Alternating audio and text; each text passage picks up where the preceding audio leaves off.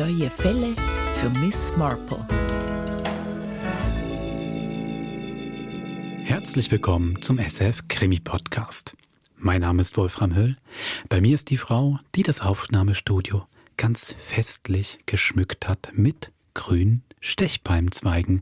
Schön und ein bisschen pieksig. Susanne Jansson. Hallo Wolfram, ich gebe es zu, an Weihnachten schmücken, Adventszeit ist für mich wirklich eine Freude und es nimmt aber jedes Jahr ein bisschen zu. Ich muss aufpassen, dass es nicht ausartet. Ich verspreche dir, es bleibt in diesem Jahr bei den Stechpalmzweigen.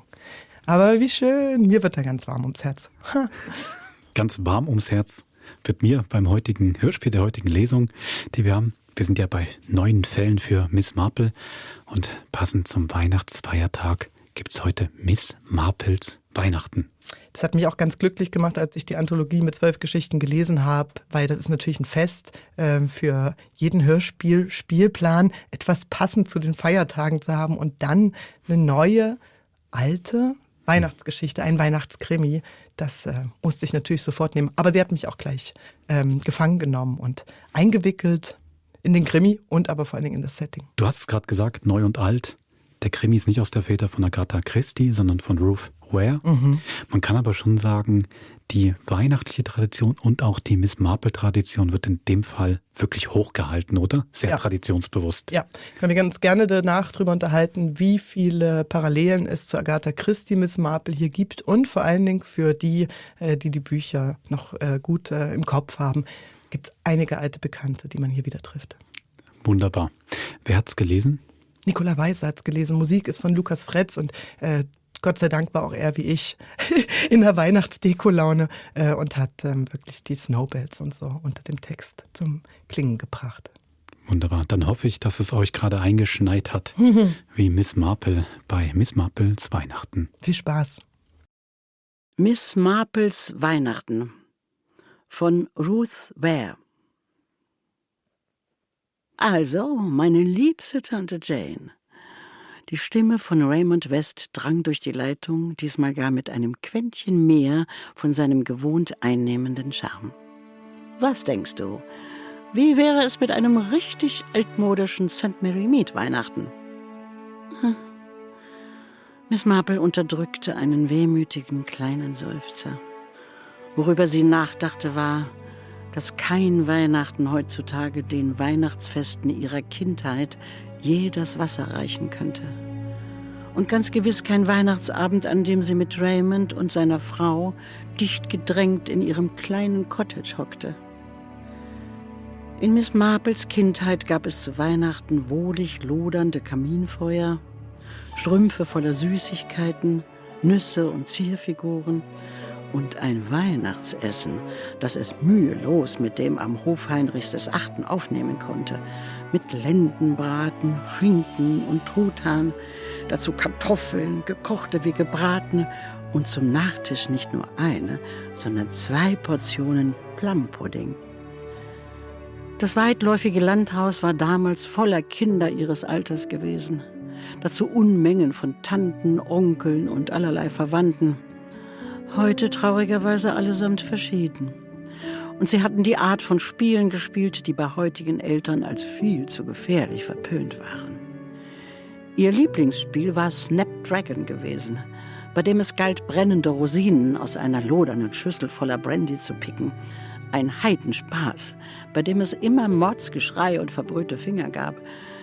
Daran erinnerte sie sich noch und auch daran, wie schwer die armen Hausmädchen es stets gehabt hatten, die Brandflecken wieder aus dem Kinderzimmerteppich herauszukriegen. Ein Weihnachtsfest mit Raymond und Joan wäre zweifellos sehr nett. Und womöglich würden sie viel Musik im Radio hören, mit den Bantrys Bridge spielen und jede Menge Cocktails trinken. Ein echt altmodisches Weihnachten würde es aber ganz gewiss nicht werden. Natürlich können wir auch in einem Hotel feiern, wenn es dir zu viele Umstände bereitet, fügte Raymond hinzu. Ich habe gehört, das Savoy biete ein recht anständiges Weihnachtsessen an. Aber Joan hält nicht viel von der Idee und ich dachte, vielleicht hättest du ja gern Gesellschaft. Oh, mir würde das nicht einmal im Traum einfallen, sagte Miss Marple, leicht entsetzt ob dieses Vorschlags. Hotels sind ja eine vortreffliche Sache, mein lieber Raymond. Aber Joan hat vollkommen recht. Nicht an Weihnachten. Und denk nur an die Unkosten. Nein, es wäre mir ein Vergnügen, Joan und dich bei mir zu Gast zu haben, während eure Rohrleitungen repariert werden. Aber ich muss dich warnen. Es wird äußerst ruhig und beschaulich. Ruhe und Beschaulichkeit sind genau das, was der Arzt mir verordnet hat, erwiderte Raymond gut gelaunt. Ich muss meinen Roman beenden und Joan ist in letzter Zeit etwas abgespannt. Ein kräftiger Schluck vom guten Teichwasser in St. Mary Mead ist für sie genau das Richtige. Spaziergänge auf dem Lande, jede Menge frische Luft, so etwas in der Art. Wenn du dir wirklich sicher bist, dann sehen wir uns am 22. Ich freue mich darauf, sagte Miss Marple. Und das war die volle Wahrheit. Damit wären es jetzt also 7, sagte Mrs. Bantry zu ihrem Mann, legte den Hörer auf die Gabel und zählte an den Fingern ab. Nein? 6? Nein, ich hatte doch recht. Es sind 7. Mit dir und mir insgesamt 9. Was sagst du? 7? 7 was? Tönte Colonel Bantrys Stimme hinter seiner Morgenzeitung hervor. 7 Gäste zum Weihnachtsessen. Ich werde die Köchin wohl bitten müssen, einen größeren Truthahn zu bestellen. Oder glaubst du, 2 kleine wären besser, falls der Herd wieder verrückt spielt? 7. Ihr Mann faltete die Zeitung zusammen und starrte sie entgeistert an. Was soll das heißen, Dolly? Du hast 7 Leute zu Weihnachten eingeladen? Was ist in dich gefahren? Arthur, wie oft soll ich es dir noch sagen? Wir haben das doch besprochen. Du hast diese Freunde von dir, die Dashwoods, eingeladen, Weihnachten bei uns zu verbringen, als du mit Major Dashwood Moorhühner jagen warst. Erinnerst du dich etwa nicht mehr? Freunde kann man sie wohl kaum nennen, erwiderte der Colonel etwas mürrisch. Seine Frau sprach weiter, als hätte er kein Wort gesagt. Und dann haben Sie gefragt, ob Sie Ihren Neffen Ronald mitbringen könnten. Und ich hatte Jane Marple eingeladen und jetzt sind Ihr Neffe und dessen Frau über Weihnachten bei ihr zu Besuch, wegen ihrer Abflussrohre oder ihrer Stromleitungen. Ich weiß es nicht mehr genau, also musste ich auch Sie einladen. Verflixt, Dolly. Doch nicht etwa dieser West, der diese fürchterlichen Bücher schreibt. Genau der. Und du wirst gefälligst höflich zu ihm sein, Arthur. Ich wüsste nicht, woher du wissen solltest, ob sie fürchterlich sind oder nicht. Du liest doch sowieso keine Romane. Meinetwegen. Aber ich verstehe immer noch nicht, wie du auf 7 kommst. Das sind doch nur 6. Sir Henry Clithering. Oh. Das stimmte Colonel Bantry milde. Er mochte Sir Henry. Der ehemalige Kommissar von Scotland Yard war ein Mann nach seinem Geschmack. Traditionsbewusst, seiner Verdauungspfeife nach dem Essen zugetan und nicht allzu geschwätzig. Oh ja, hatte ich vergessen. Nun, der ist in Ordnung. Aber müssen wir wirklich die ganzen anderen bei uns im Haus unterbringen? Wir müssen sie nicht unterbringen, Arthur. Zumindest nicht alle. Raymond und Mrs. West übernachten in Miss Marples Cottage. Sie kommen nur am ersten Feiertag zu uns. Und die Dashwoods hast allein du uns eingebrockt. Ich habe sie jedenfalls nicht eingeladen. Nun, das Seltsame an der Sache ist, sagte der Colonel grüblerisch, ich weiß gar nicht, was mich da geritten hat. Ich hatte ganz gewiss nicht vor, sie einzuladen, wenn du weißt, was ich meine. Aber Major Dashwood war so verdammt freundlich. Und irgendwie ist das Thema aufgekommen und ehe ich mich versah, hatte ich ihm, wie man es eben so macht, unsere Gastfreundschaft angeboten. Du weißt schon.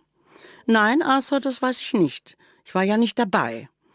Alles, was ich weiß, ist, dass du mich in heller Aufregung angerufen und gefragt hast, ob wir an Weihnachten nicht noch Platz für 2 zusätzliche Gäste hätten. Und nun haben wir den Salat. Und jetzt... Mrs. Bantry stand auf und strich sich das Kleid glatt. Sollte ich mich besser aufmachen und der Köchin die Nachricht schonend beibringen.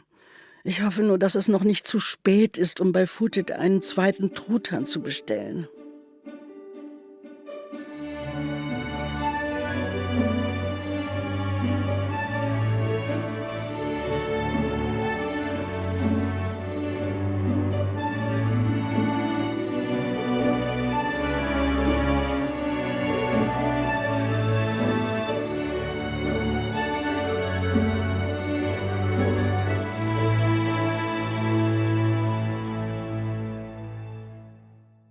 kann Ihnen gar nicht sagen, wie sehr Sie uns damit verwöhnen, Mrs. Bantry, sagte Joan West zum wiederholten Mal.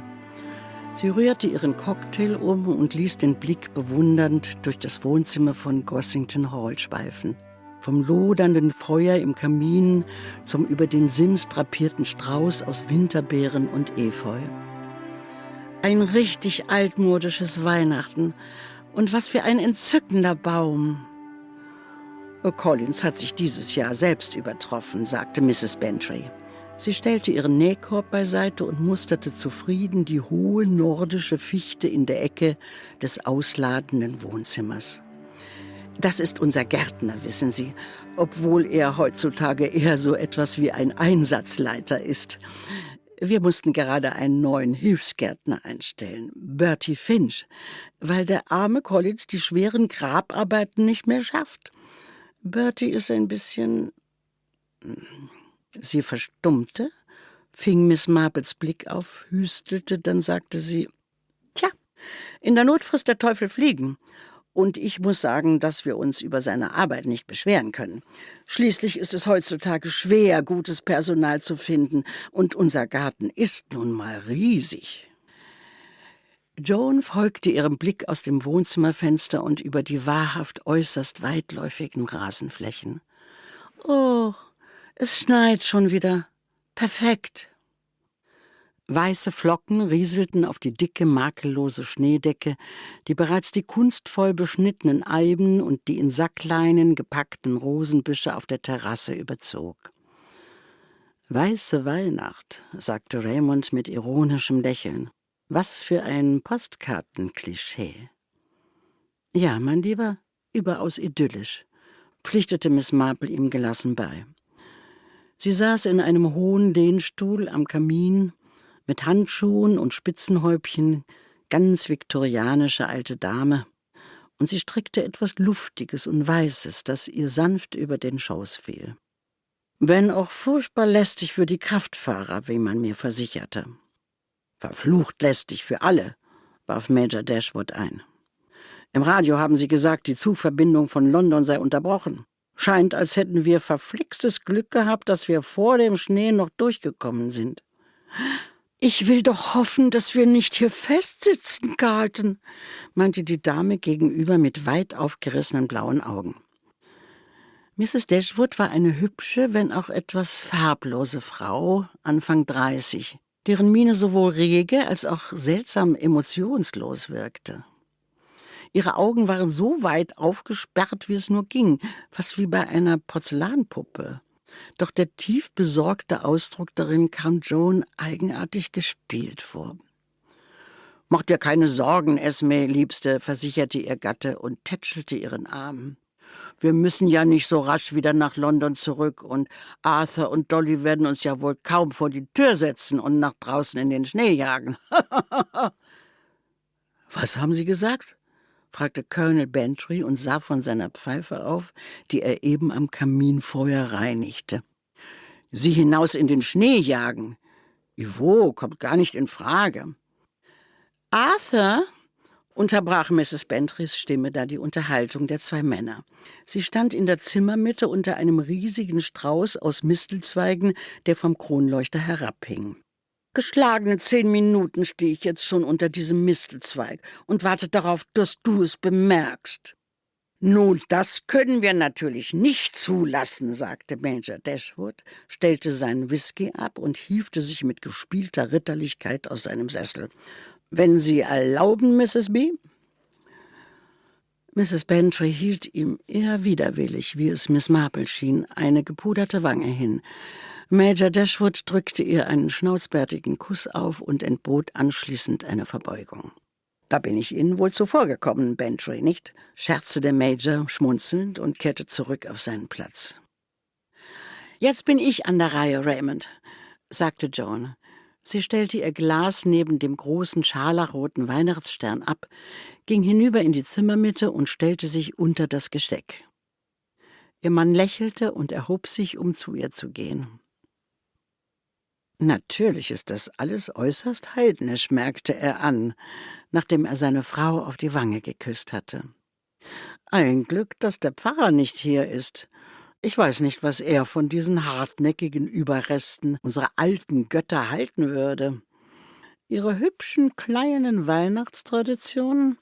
Er ließ den Finger kreisen und umfing damit die Bantrys, die Dashwoods und seine Tante, sind nicht im geringsten christlich. In Wahrheit gleichen sie eher einem druidischen Wolf im Schafspelz. Die nordischen Gottheiten hätten all dieses Efeu und die Winterbeeren als das begriffen, was es ist. Symbole der Fruchtbarkeit, Naturverehrung und Erneuerung. Sich unter einem Mistelzweig zu küssen, ist ein modernes, abgeschwächtes Überbleibsel einst äußerst sinnlicher Gebräuche. »Na, das reicht jetzt aber, alter Knabe«, stieß Major Dashwood mit einem kurzen, bellenden Lachen hervor. »Wir wollen doch die Frauen und die Kinder nicht schockieren, nicht wahr?« »Ich glaube nicht, dass Ihr Neffe gerade zuhört, Major Dashwood«, sagte Joan und wies mit einem Nicken in die andere Zimmerecke, wo Ronald zusammengesunken über einem Buch hockte. »Er scheint zu sehr in sein Buch vertieft. Und was mich betrifft, ich bin Künstlerin und kann Ihnen versichern, dass es schon einiges mehr braucht als ein paar nordische Gottheiten, um mich zu schockieren.« »Oh, aber Sie sind verheiratet, Mrs. West«, wandte Mrs. Dashwood mit einem vielsagenden Blick in Miss Marples Richtung ein. »Und das macht durchaus einen Unterschied. Oder etwa nicht? Ich möchte bezweifeln, dass Miss Marple es gewohnt ist, dass man über Dinge spricht wie, was war es nochmal? Nordische Fruchtbarkeitsriten?« »Nun ja«, raunte Miss Marple, während sie eine Masche aufnahm. »Das würde ich nicht sagen. Ich meine, auf dem Dorf ist man bei weitem nicht so abgeschottet von der Welt, wie Außenstehende sich das womöglich vorstellen. Fruchtbarkeit, Geburt. Ich kann Ihnen versichern, dass diese Dinge in St. Mary Mead mitnichten unbekannt sind. Erst kürzlich hat Mrs. Clydes Hausmädchen Edora... Ach nein, ich sollte hier keinen Klatsch verbreiten. »Ich mag die alten Sitten trotzdem«, warf Sir Henry Clythering mit einem Lächeln von seinem Sessel am Kamin aus ein. »Als ich ein Junge war, gab es bei uns im Dorf den Brauch, jedes Mal, wenn man ein Mädchen geküsst hatte, eine Winterbeere abzupflücken. Und wenn alle Beeren weg waren, dann gab es auch keine Küsse mehr. Wie wär's, Miss Marple? Wollen wir?« Er stand auf und stellte sich mit ausgestreckter Hand unter den Mistelzweig. Augenzwinkernd legte die alte Dame ihr Strickzeug beiseite, tappte in die Zimmermitte und hielt Sir Henry ihre gerötete Wange hin. Sir Henry seinerseits langte empor, um eine Beere abzupflücken, wich dann aber jäh zurück und steckte den Finger in den Mund. »Aua! Ich hatte ganz vergessen, wie stachelig dieses Grünzeug sein kann. Ach, zum Teufel, dann bleiben die Beeren eben dran.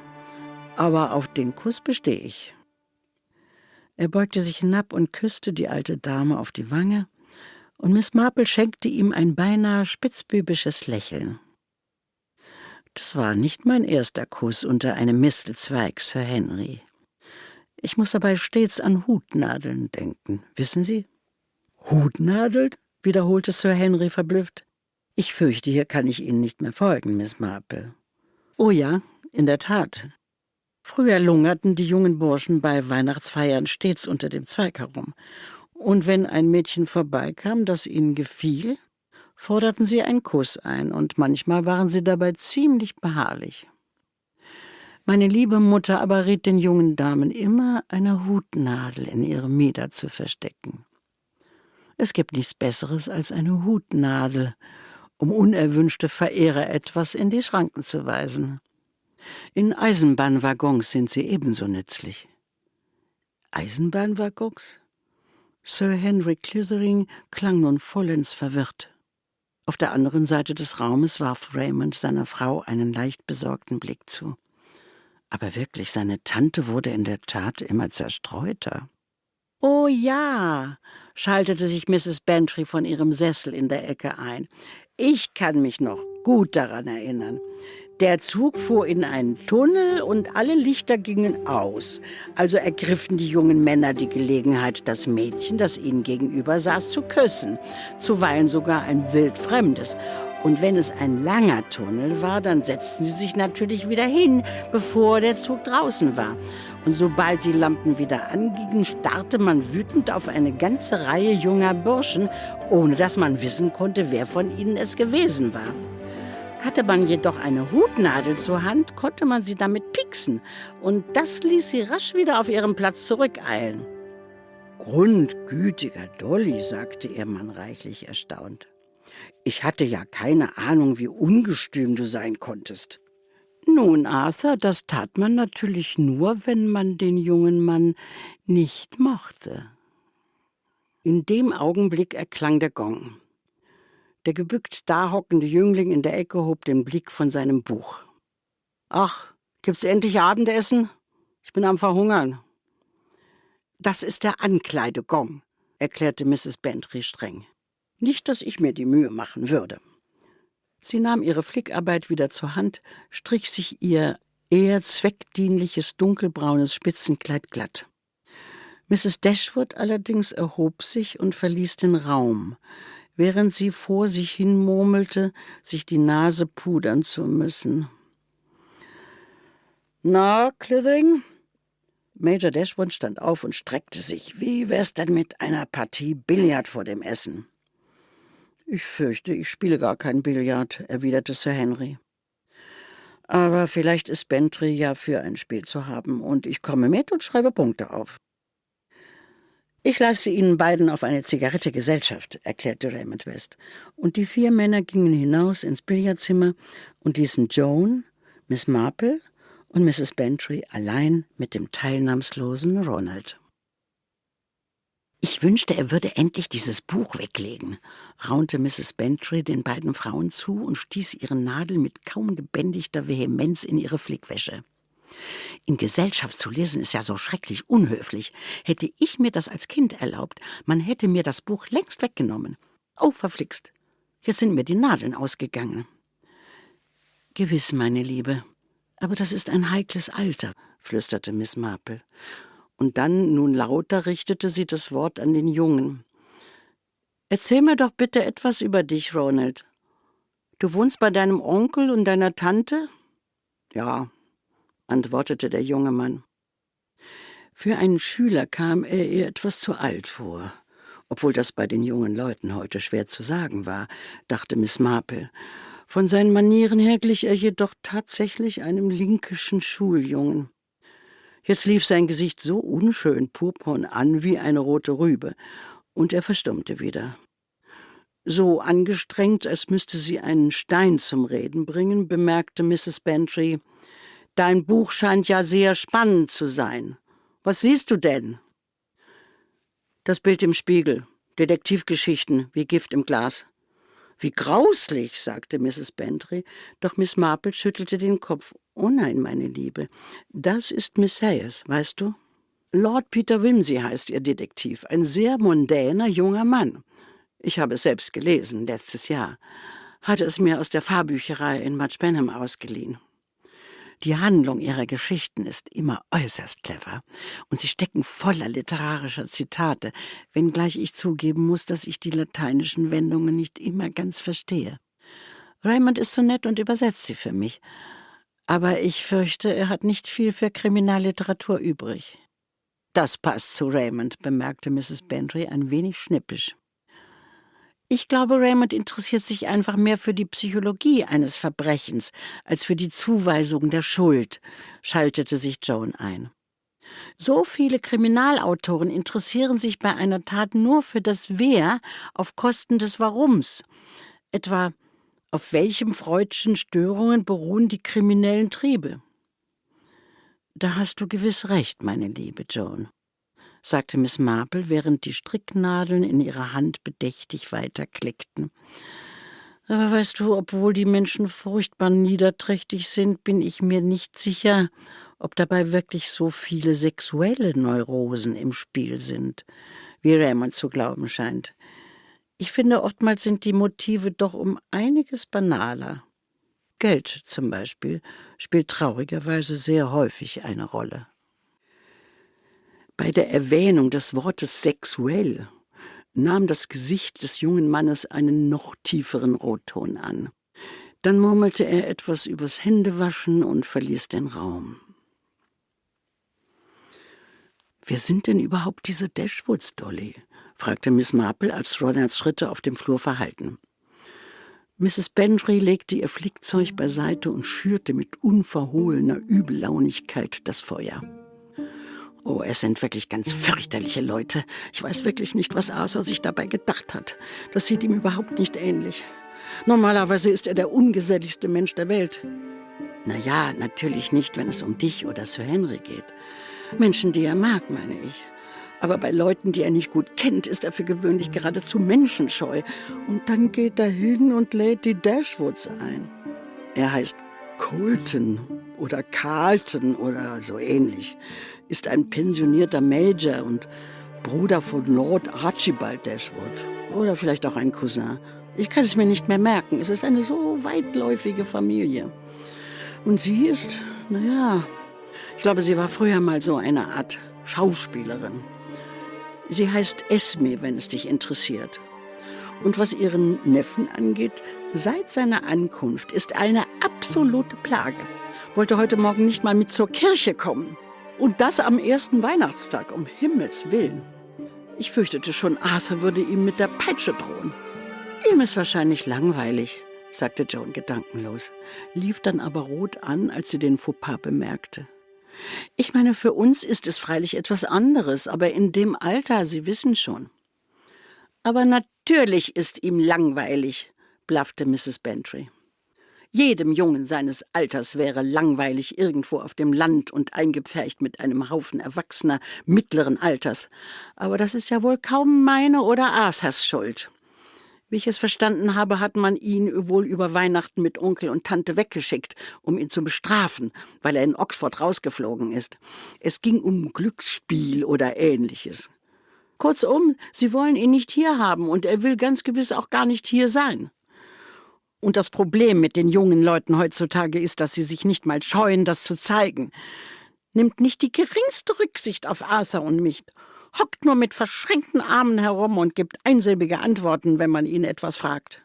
Tut mir leid, ich habe ihn beim Essen neben Raymond gesetzt. Dachte, vielleicht kriegt er aus dem Jungen ja etwas heraus. Oh, Dolly, glaubst du wirklich, das war schlau? Wollte Miss Marple wissen. Raymond ist ein liebenswerter Junge, aber er kann zuweilen, verzeih mir, meine liebe Joan, nun ein wenig zynisch sein. Und Kinder in diesem Alter sind doch so beeinflussbar. Joan lachte. Nun, mittlerweile ist mir das egal, gestand Mrs. Bantry mit einer gewissen Entschlossenheit. Ich habe ihn lange genug ertragen und Arthur ebenso. Meinetwegen kann Raymond mit ihm machen, was er will. Und vielleicht kann er ihn ja als Figur in einem seiner Romane verwenden. Er mag unliebsame Menschen, nicht wahr? Mein lieber Raymond, setzte Miss Marple gerade an, als ein durchdringender Schrei aus dem Obergeschoss ihr jedes Wort abschnitt. Ah! Was war das? Fragte Joan stirnrunzelnd. Ach, wahrscheinlich hat diese furchtbare Dashwood eine Maus gesehen, beschwichtigte sie Mrs. Bantry. Erst gestern habe ich Leute mal gesagt, dass wir auf dem oberen Treppenabsatz ein paar Fallen aufstellen müssen. Ah, Carlton! Tönte es erneut. Diesmal war es unverkennbar Mrs. Dashwoods Stimme. Carlton, komm schnell! Sie sind weg! Die drei Frauen sahen sich an, standen dann im Gleichtakt auf und traten auf den Flur hinaus, wo Mrs. Dashwood mit einem grünen Reiseetui aus Marokkoleder in der Hand am Fuß der Treppe stand und ihrem Mann lautstark Vorhaltungen machte. Carlton! Sie sind weg! Weg? Was meinst du mit weg, Esme? Was ist weg? Meine Perlen. Gestern Abend habe ich sie hier hereingelegt. Doch dann dachte ich mir, es wäre schön, sie zum Weihnachtsessen zu tragen. Und jetzt sind sie weg! Arthur, stieß Mrs. Bantry sorgenvoll hervor und wandte sich an ihren Gatten. »Arthur, was geht hier vor? Ist denn bei uns eingebrochen worden?« »Eingebrochen? Unmöglich«, protestierte Colonel Bantry. »Ich glaub kein Wort.« »Meine liebe Mrs. Dashwood«, bemühte sich Sir Henry Clissoring, sie zu besänftigen. »Machen Sie sich bitte keine unnötigen Sorgen. Ich bin mir sicher, es gibt eine ganz logische Erklärung für das alles. Vielleicht sind die Perlen ja herausgefallen und liegen in der Schublade, oder Sie haben sie doch anderswo verstaut.« »Wenn Sie meine Frau eine Lügnerin nennen wollen«, sagte Major Dashwood steif. Sir Henry blickte bestürzt drein. »Nichts läge mir ferner, Major. Doch scheint es mir um einiges wahrscheinlicher, dass es sich bei all dem nur um ein bedauerliches Missverständnis handelt.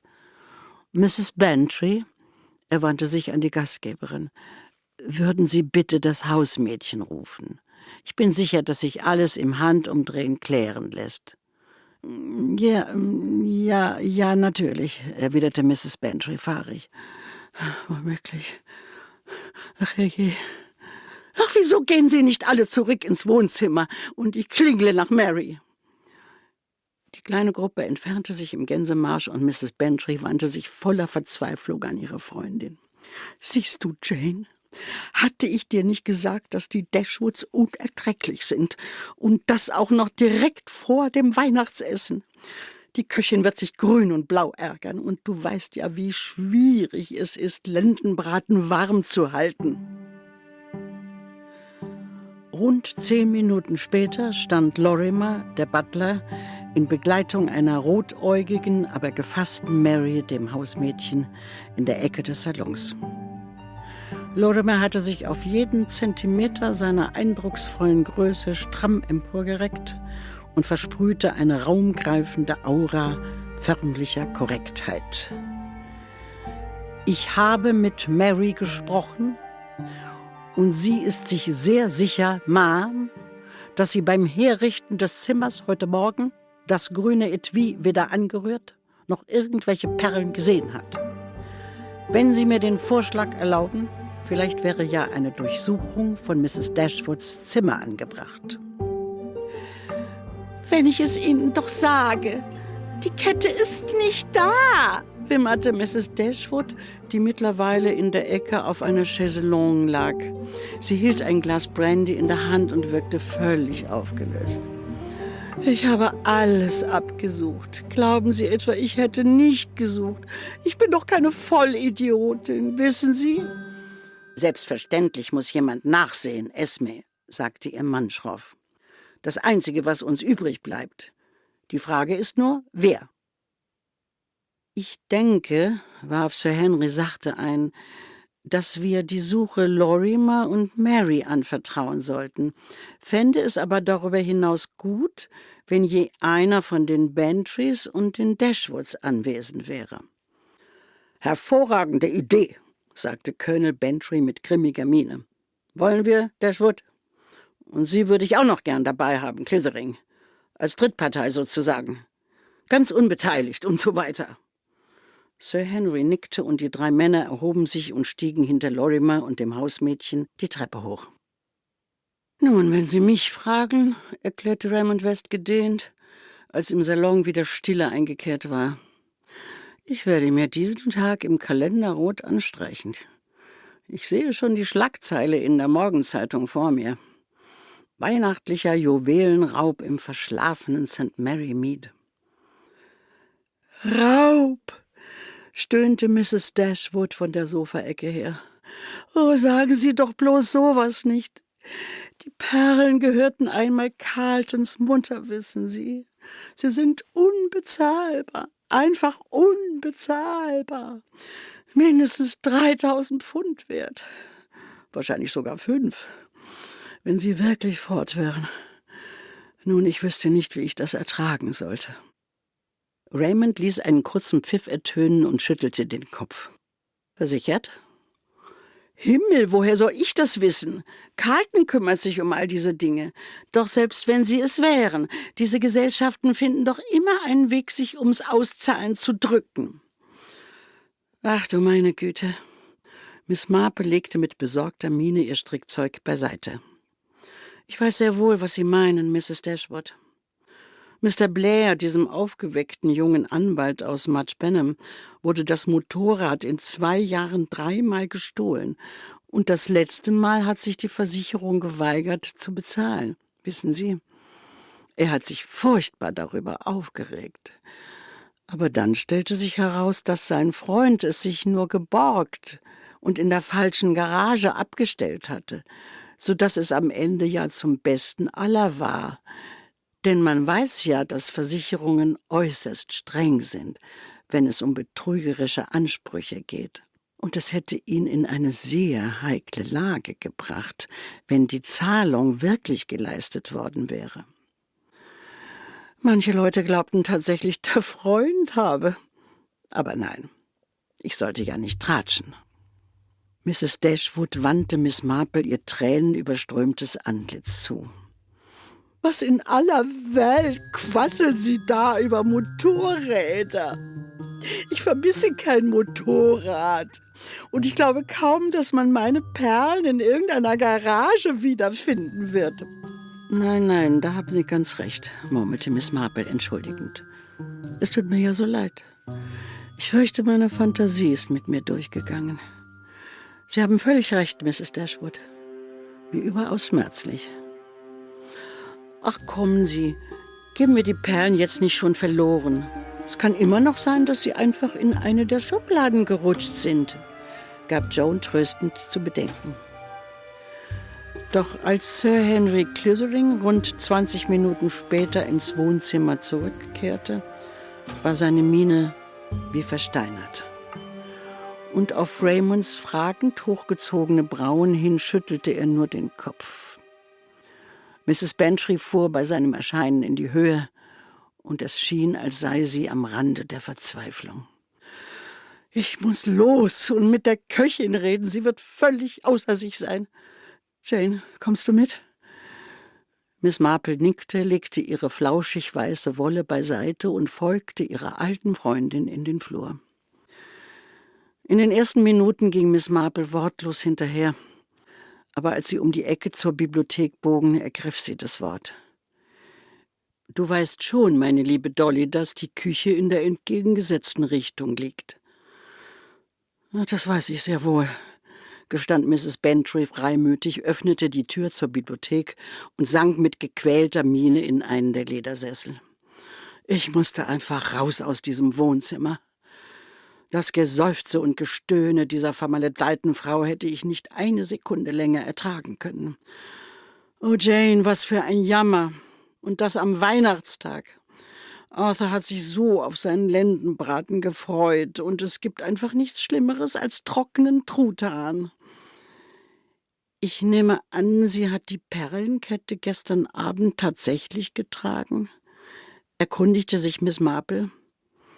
»Was ich damit sagen will, könnte es nicht sein, dass sie zu Hause vergessen oder auf der Anreise hierher verlegt hat?« »Ja, sie hat die Dinger getragen«, antwortete Mrs. Bantry gereizt. »Im Grunde hat sie über kaum etwas anderes geredet, hat ein Mordsgetue über deren Wert gemacht. Arthur meinte später, es hätte ihm beinahe die Suppe vergällt.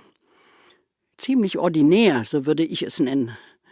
Kein Wunder, dass sie geklaut wurden, wenn sie ständig damit prahlt, wie viel sie wert sind. Wahrscheinlich war es ihr missmutiger Neffe oder seiner, zu wem auch immer er gehört.« »Und glaubst du denn, dass sie gestohlen wurden?« wollte Miss Marple wissen. Mrs. Bantry schlug die Hände über dem Kopf zusammen. »Weiß der Himmel! Aber wenn sie nicht wieder auftauchen, ich wüsste nicht, welche andere Erklärung sonst noch übrig bliebe. Aber ich weigere mich zu glauben, dass Mary das Geringste damit zu tun hat. Oder irgendjemand anderes vom Personal. Sie sind schon seit Jahren bei uns. Aber sollte der Schmuck nicht gefunden werden, wird immer dieser scheußliche, nagende Verdacht bleiben. Oh Jane, ich könnte diese Frau erwürgen, das könnte ich wirklich.« »Wer soll erwürgt werden?« ertönte eine tiefe Stimme von der Tür her. Mrs. Bantry zuckte schuldbewusst zusammen. legte sich eine Hand auf die Brust und wirbelte herum. »Arthur, wie kannst du mir nur einen solchen Schrecken einjagen? Ich dachte schon, du wärst einer von den Dashwoods. Wie ist die Lage?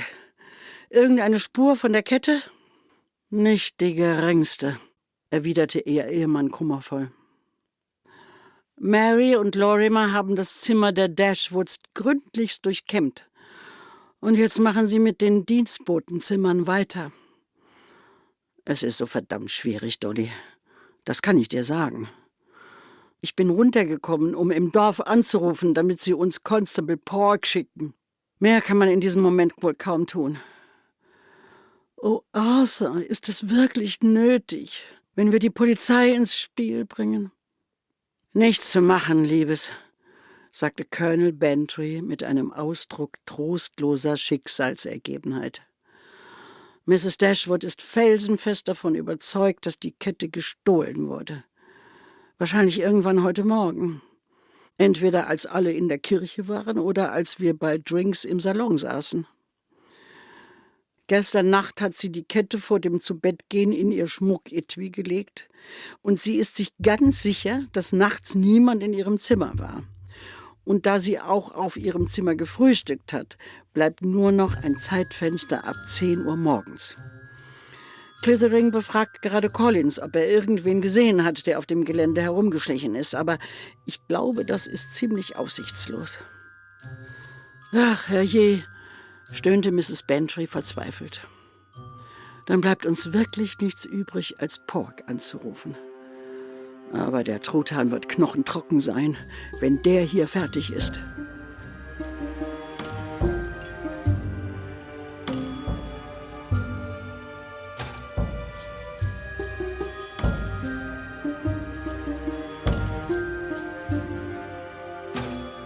Leider bewahrheiteten sich Mrs. Bantrys schlimmste Befürchtungen.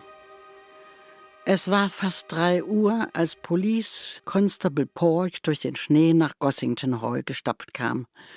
Und noch viel später, als er damit fertig war, die Dienstboten der Bantrys zu befragen und sich den Gästen zuwandte. Anstatt wie erwartet den festlichen Weihnachtsschmaus zu genießen, begnügte sich die kleine Gruppe im Salon nun mit kalten Rostbeef-Sandwiches und heißem Tee. An sich schmeckte es ja gar nicht übel, wie Raymond anmerkte, aber es war dann doch nicht ganz dasselbe wie ein opulentes Festessen mit Lendenbraten und Truthahn, dazu Wein, Plumpudding, Käse und zum Abschluss Port. Nach ihrer Befragung durch Pork hatte sich Mrs. Dashwood wegen eines Migräneanfalls zu Bett begeben.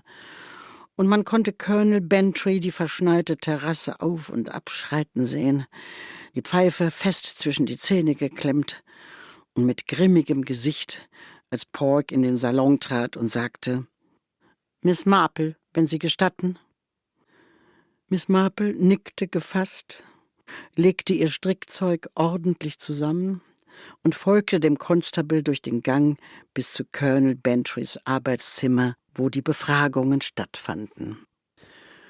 Sir Henry Clithering saß in einem Sessel in der Ecke und zog leicht belustigt eine Augenbraue hoch, als die alte Dame eintrat und kerzengerade auf dem Lehnstuhl in der Zimmermitte Platz nahm. »Detective Inspector Slack hat es nicht durch den Schnee geschafft«, erklärte er, während Miss Marple seelenruhig ihr Strickzeug auf dem Schoß ausbreitete und die Hände faltete. »Die Straße von Much Benham ist unpassierbar, also hat Pork mich gebeten, ihm bei den Befragungen zur Seite zu stehen. Ich nehme an, das macht Ihnen nichts aus, Miss Marple.« »Ach herrje, nein, natürlich nicht. 2 Köpfe denken besser als einer, wie meine Mutter stets zu sagen pflegte.« »Wenn nicht sogar 3«, ergänzte Sir Henry mit einem verschmitzten Lächeln. »Erinnern Sie die Ereignisse des heutigen Tages vielleicht an irgendetwas, Miss Marple?« »Ach du meine Güte!« Miss Marple wurde mit einem Schlag sichtlich nervös. »Nun ja und nein. Aber es ist so schwer, sich da ganz sicher zu sein, wissen Sie? und ich möchte ungern irgendetwas ansprechen. Ich nehme an, man hat ein offenes Fenster entdeckt?« Als sie das sagte, hob sich auch Sir Henrys andere Braue, aber er nickte. Um ehrlich zu sein, ja, das in der kleinen Stiefelkammer neben der Hintertür. Aber wie kommen Sie darauf? Nun, natürlich musste ein Fenster offen stehen, damit sich überhaupt die Gelegenheit bietet. Ich nehme an, es wurde aufgebrochen. »Ja«, erwiderte Sir Henry trocken. »Und zwar nicht sehr fachmännisch. Sieht aus, als wäre eine Art Kelle benutzt worden. Bedenkt man dazu den Schnee, der jede äußere Einwirkung so gut wie unmöglich macht, fürchte ich, dass es jemand aus dem Haus getan hat. Aber ein Gebäude von dieser Größe nach den Perlen abzusuchen, ist in etwa so schwer wie eine Nadel im Heuhaufen aufzuspüren. Ganz zu schweigen vom Gelände.« »Ach, herrje, ja, ich weiß ganz genau, was Sie meinen. Und das Außengelände ist so furchtbar schwer abzusuchen. Es gab wirklich keine ungebetenen Gäste?« Sir Henry schüttelte den Kopf. »Keine.« Lorimer war sich da sehr sicher. Und wissen Sie, wir hätten ja die Fußspuren gesehen, als wir von der Kirche zurückkamen. Nein, so gern ich auch an einen Täter von außerhalb glauben würde, ich fürchte, in der Hinsicht muss ich Sie enttäuschen. Ach Gott, der arme junge Mann. Es ist ja so furchtbar schwer, seine Vergangenheit abzuschütteln. Und das kann einen dazu bringen, törichte Entscheidungen zu treffen. »Welcher arme junge Mann?« fragte Sir Henry stirnrunzelnd. »Dürfte ich Sie fragen, wo Sie in der Zeit zwischen 10 Uhr morgens und mittags um 12:30 waren, Miss Marple?« warf Constable Pork ein, offenbar hartnäckig darauf bedacht, seinen Anweisungen zu folgen und von allen Anwesenden diesbezüglich eine Aussage aufzunehmen.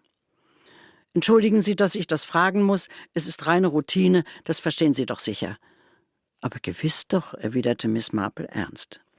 »Selbstverständlich kann ich das verstehen.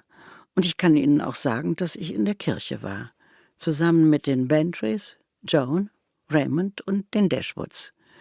Zumindest den beiden älteren Dashwoods. Der Neffe, so glaube ich, war nicht dabei.« »Nein, er ist hier geblieben«, sagte Sir Henry. »Und ich sage es Ihnen ganz ehrlich, wir nehmen ihn gründlich unter die Lupe und holen Hintergrundinformationen ein. Er ist in Oxford rausgeflogen, weil er dort beträchtliche Spielschulden angehäuft hat.« In dem Augenblick öffnete sich die Tür zum Arbeitszimmer und Mrs. Bantry kam herein. »Wenn ich Sie bitten dürfte, Ma'am«, setzte Pork an, doch Mrs. Bantry schnitt ihm das Wort ab. »Ach, kommen Sie mir bloß nicht damit, Pork. Wie konnten Sie Collins nur so aus der Fassung bringen? Ich weiß nicht, was Sie zu ihm gesagt haben, aber der Gute ist wirklich außer sich und Bertie Finch, der Hilfsgärtner, droht mir mit der Kündigung. Es ist wirklich schrecklich.« »Meine liebe Mrs. Bantry«, sagte Sir Henry, »Constable Pork macht nur seine Arbeit. Wenn Finch nichts zu verbergen hat, dann hat er auch nichts zu befürchten.« »Unsinn«, blaffte Mrs. Bantry und drehte sich wütend zu ihm um. »Sie wissen genauso gut wie ich, wie schnell Gerüchte an einem Ort wie diesem die Runde machen. Collins sagt, Pork habe Finch so gut wie beschuldigt, das Fenster in der Stiefelkammer mit einer Kelle aufgebrochen zu haben. Er meinte, einer im Gärtnerschuppen habe er Farbsplitter entdeckt. Ich habe Grund zu der Annahme, dass dieser junge Mann nicht das ist, was er zu sein vorgibt«, erklärte Constable Pork etwas wichtigtuerisch. »Vielleicht sollten Sie das nächste Mal lieber Empfehlungsschreiben einholen, Mrs. Bantry.« »Ich weiß sehr wohl, wer er ist«, fauchte Mrs. Bantry. »Er ist der Neffe des Bäckers von Market Basing und er saß wegen Bagatelldiebstahls 2 Monate im Gefängnis. Deshalb haben wir ihn auch für eine Anstellung gewinnen können, die ansonsten niemand haben wollte. Und bisher war er ein äußerst guter Hilfsgärtner.« »Ein äußerst guter Hilfsgärtner und doch ein recht törichter junger Mann«, murmelte Sir Henry Clissoring, klopfte mit seiner leeren Pfeife auf den Tisch und sah Miss Marple grüblerisch an. »Habe ich nicht recht, Miss Marple?« »Oje, klagte Miss Marple mit einem sorgenvollen Seufzer. Es gibt so viel Einfalt in der Welt.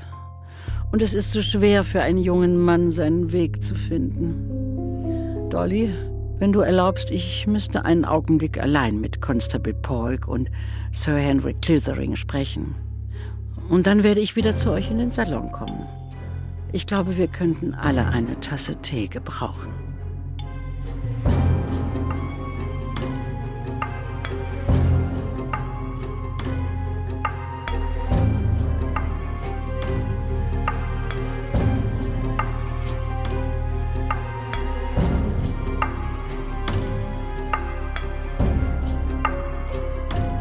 Am besten bleibt ihr alle über Nacht, Jane, sagte Mrs. Bantry resigniert beim versprochenen Tee. Es ist viel zu dunkel draußen und Arthur meint, die Straße ins Dorf sei so gut wie unpassierbar. Oh, danke, Dolly. Ich mache dir nur ungern Umstände, aber ich denke, das wäre wohl am besten. Der gute Raymond hat zwar vorgeschlagen, dass wir laufen, aber ich glaube, er kennt unsere Feldwege nicht. Und was Joan betrifft... »Was ist denn mit Joan?« erklang eine fragende Stimme hinter ihnen. Und als sich Miss Marple umdrehte, sah sie ihren Neffen und dessen Frau hinter sich stehen. Joan lachte. »Verzeih mir, Tante Jane, ich wollte euch nicht belauschen, aber ich habe nun mal meinen Namen gehört. Sind wir denn jetzt wirklich eingeschneit?« »Ich fürchte ja«, sagte Mrs. Bantry. Selbst Pork hat es nicht geschafft, ins Dorf zurückzufahren. Er übernachtet jetzt im leerstehenden Zimmer über der Spülküche. Ich habe Mary gebeten, für Sie, Mrs. West und Raymond, das blaue Zimmer herzurichten. Und dich, Jane, habe ich im Zimmer über der Veranda untergebracht. Ich fürchte, Sie werden es alle schrecklich ungemütlich haben, aber das lässt sich nur nicht ändern.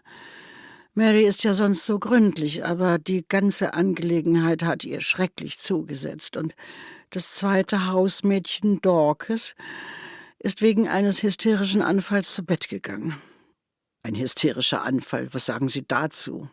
Als ich noch klein war, hatten Hausmädchen noch keine hysterischen Anfälle.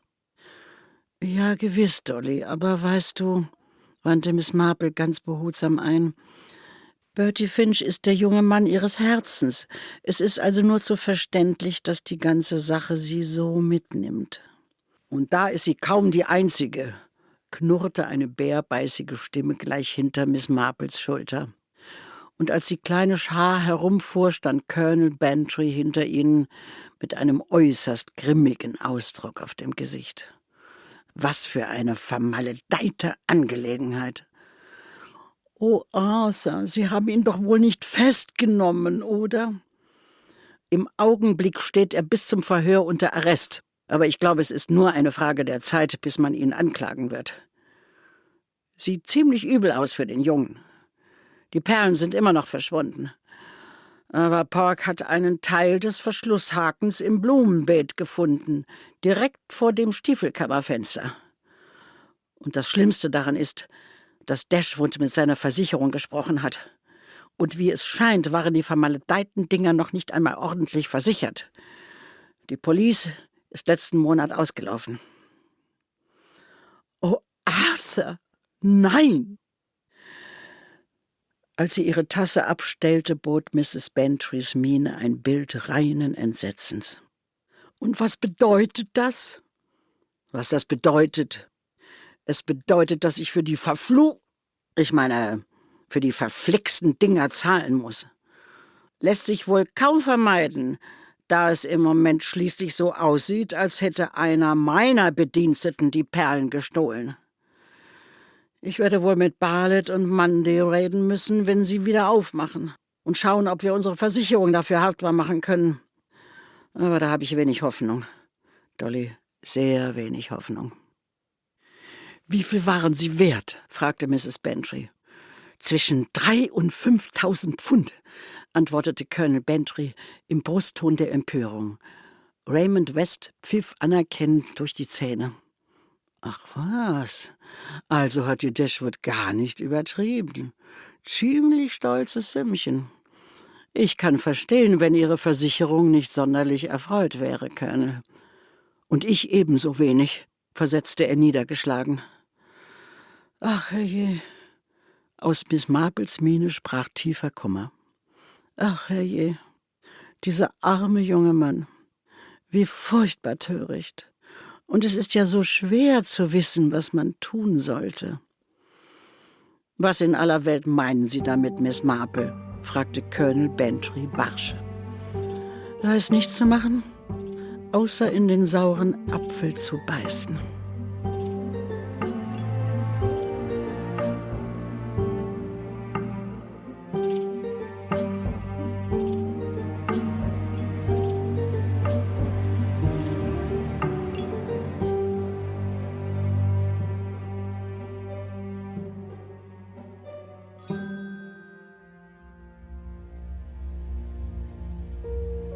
Es war 5 Minuten nach 2 Uhr morgens und aus den Schlafzimmern entlang des Ostflurs drang sanftes Schnarchen, als man im Treppenhaus von Gossington Hall schleichende Schritte vernehmen konnte. Behutsam, ganz behutsam, kam jemand auf bestrumpften Füßen die vielen Stufen der Freitreppe herunter und tappte leise den Gang entlang in den Salon, wo im Kaminrost immer noch ein schwaches Feuer brannte, das den flatterigen Schatten der auf Zehenspitzen tapsenden Gestalt über den Vorleger hinweg bis in die letzte Zimmerecke warf. Noch um einiges behutsamer nahm sich die Gestalt einen der Lehnstühle, die neben dem Kamin standen, und trug ihn leise in die Zimmermitte unter den riesigen Mistelstrauß, der vom Kronleuchter herabhing.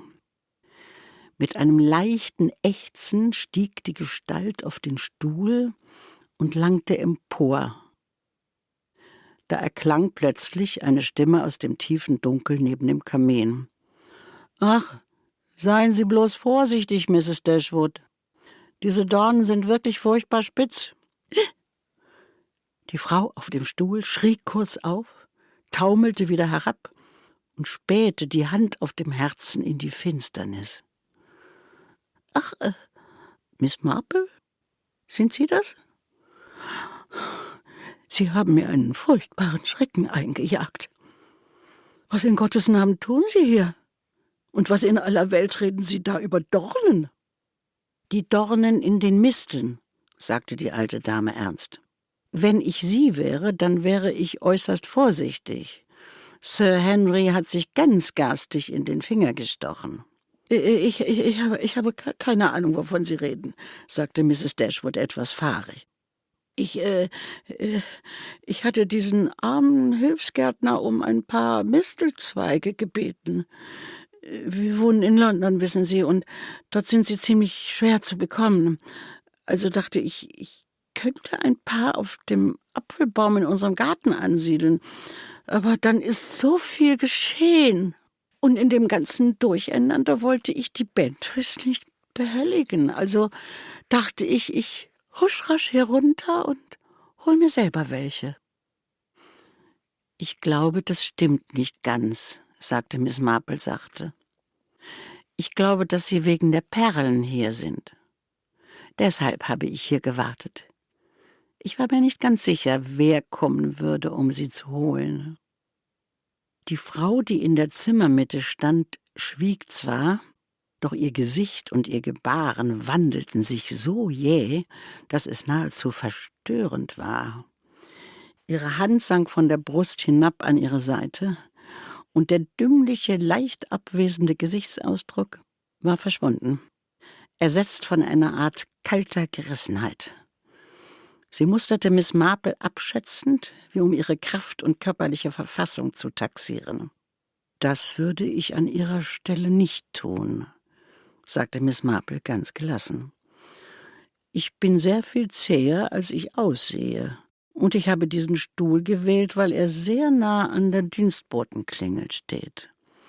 Mein Finger liegt im Augenblick darauf.« »Aber wer weiß denn, ob nicht ich geläutet habe, nachdem Sie nachts umhergeirrt sind und einen schlimmen Anfall erlitten haben«, sagte die Frau, die nun unmittelbar vor Miss Marple stand, mit kalter, harter Stimme.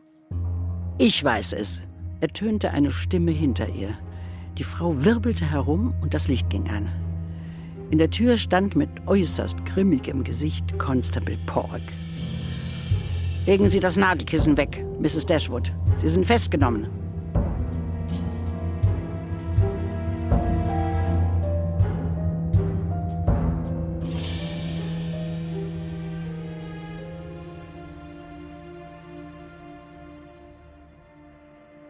Also Sie hießen gar nicht Dashwood, fragte Colonel Bantry fassungslos bei Eiern und Speck am nächsten Morgen.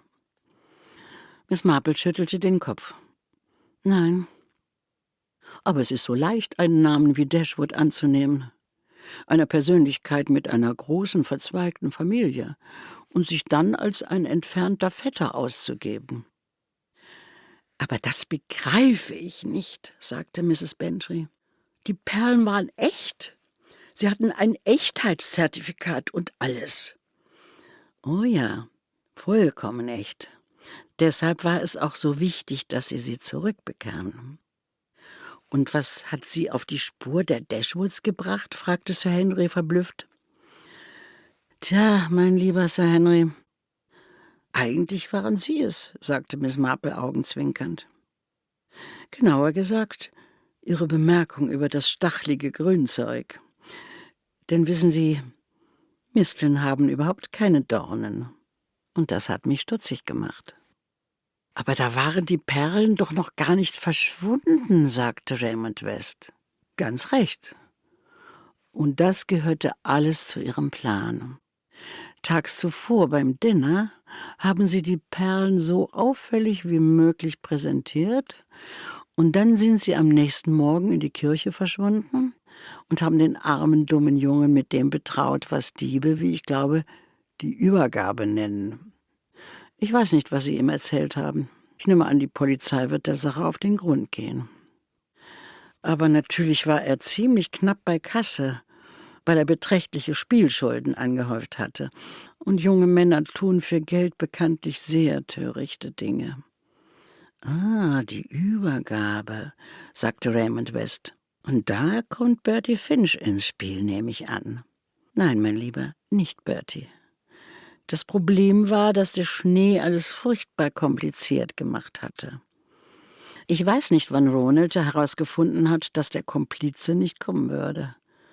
Im Radio war die Nachricht von den Straßensperrungen ja bereits durchgesagt worden.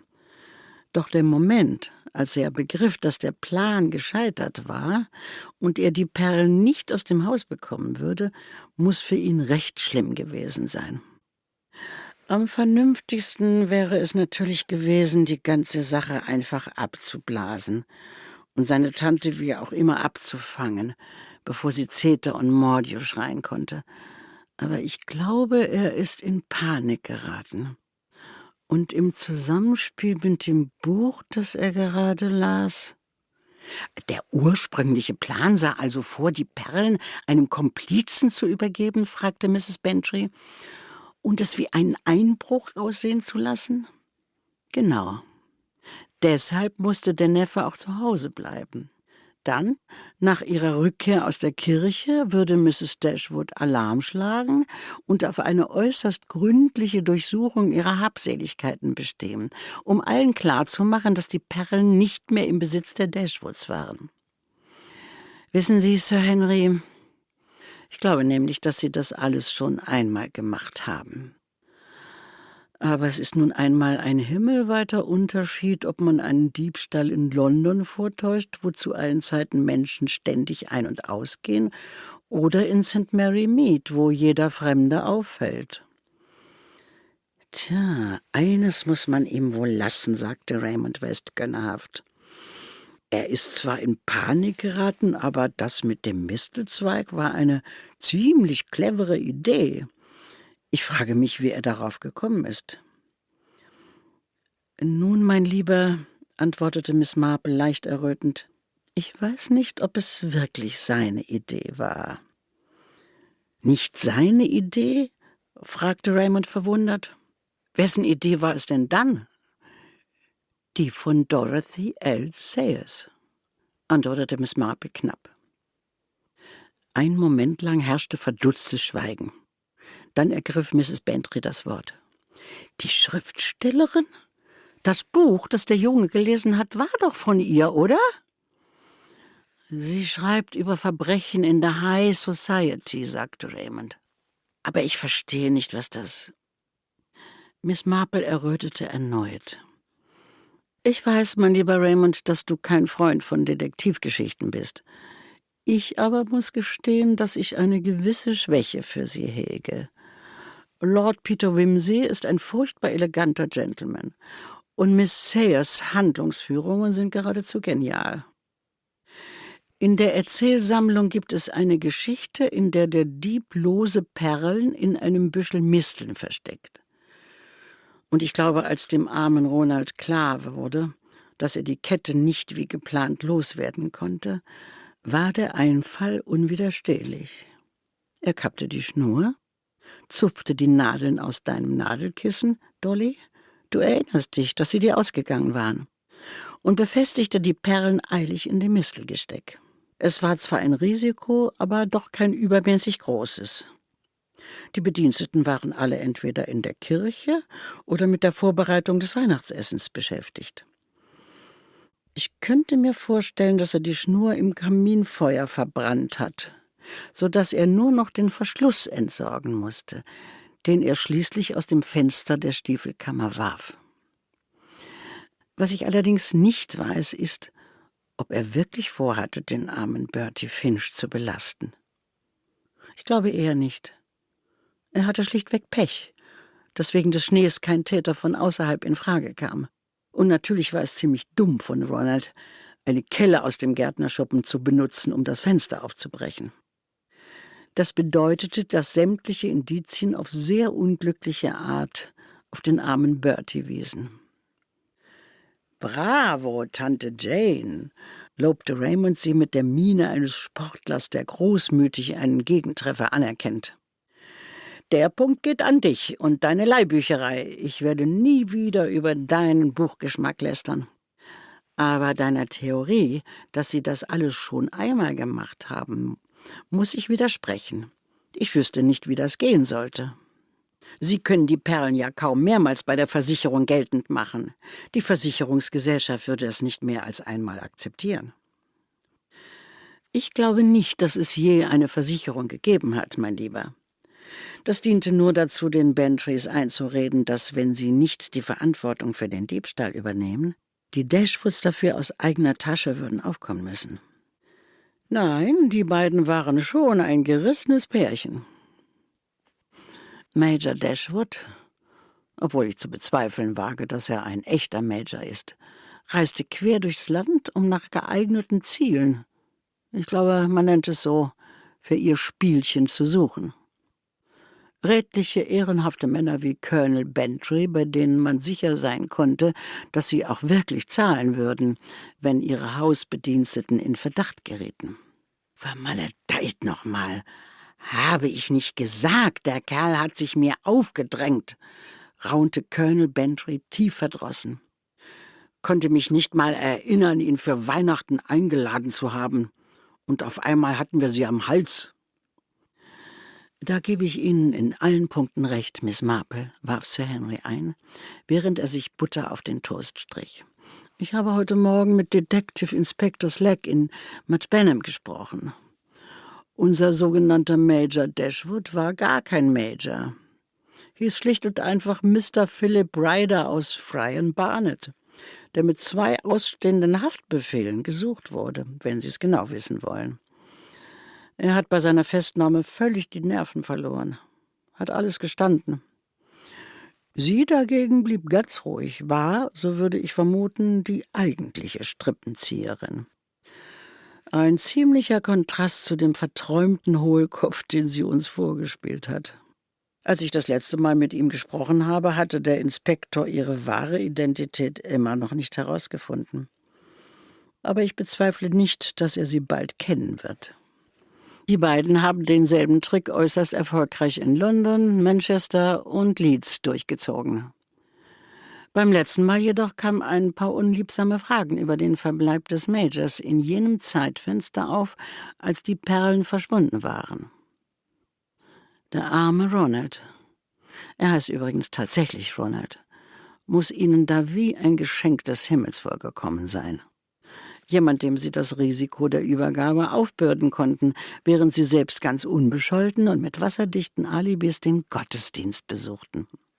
»Was ich nur zu gerne wissen möchte«, sagte Mrs. Bantry mit einer gewissen Bitterkeit, »ist, ob die Polizei sie überhaupt wegen irgendetwas belangen kann.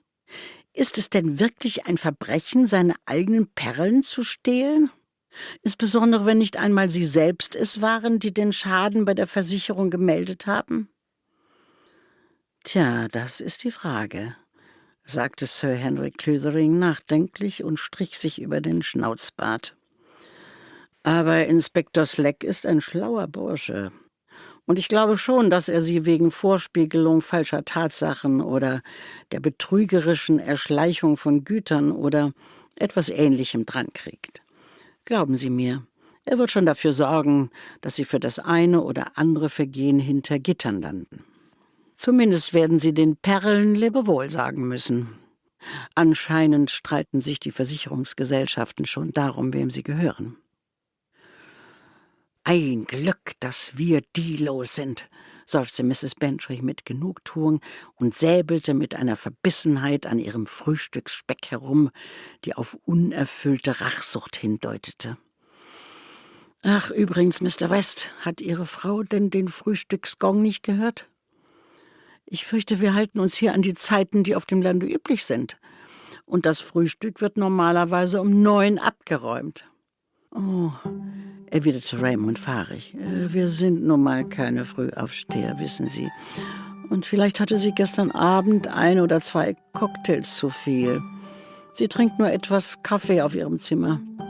Ich nehme an, sie wird später herunterkommen.« »Ach, das Künstlerleben«, sagte Sir Henry augenzwinkernd.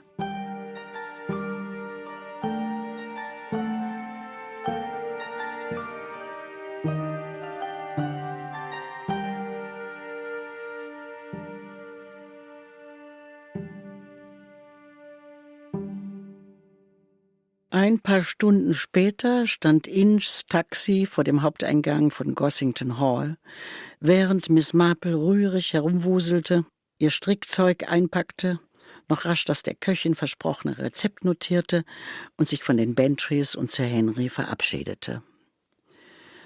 Als das Taxi schließlich über die frisch geräumte Auffahrt davonzuckelte, blickte Sir Henry ihm wohlwollend hinterher. Man würde nie glauben, dass sich unter diesem Spitzenhäubchen einer der klügsten kriminalistischen Köpfe der ganzen christlichen Welt verbirgt, oder? Hat einen messerscharfen Verstand und macht so ein Brimborium um schottischen Früchtekuchen. Wissen Sie, ich bezweifle, dass wir sie geschnappt hätten, wenn Miss Marple Pork nicht den Wink mit den Perlen in den Mistelzweigen gegeben hätte. Die Dashwoods hätten sie sich zurückgeholt, ihren Namen geändert, sich das nächste Opfer gesucht und niemand hätte je davon erfahren. »Siehst du, Arthur«, sagte Miss Bantry mit leicht triumphierendem Tonfall, »es war ein Glückstag für dich, als ich Jane Marple zum Weihnachtsessen eingeladen habe. Ein echter Glückstag für dich«, wiederholte sie mit Genugtuung.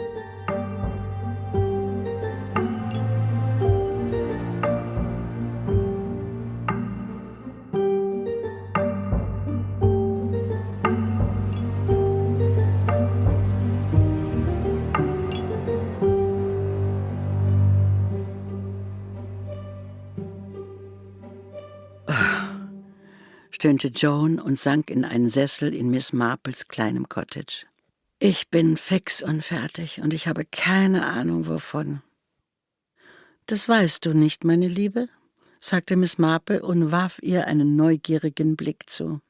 »Das alles muss wirklich sehr ermüdend für dich sein«, sagte Raymond.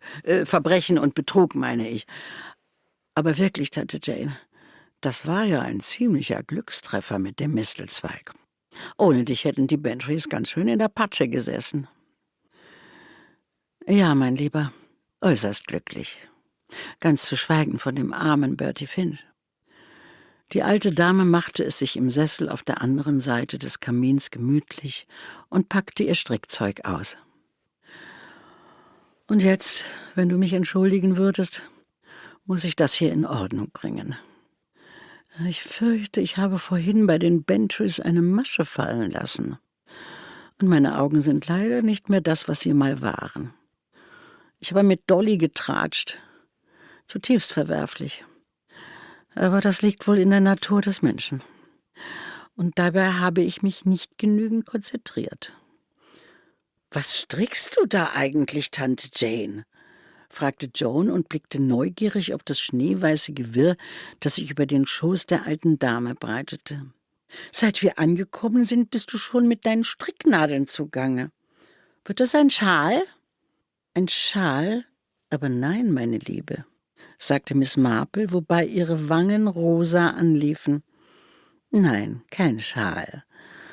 Aber ich möchte eigentlich noch nicht.« »Was um Himmels Willen«, spottete Raymond staunend.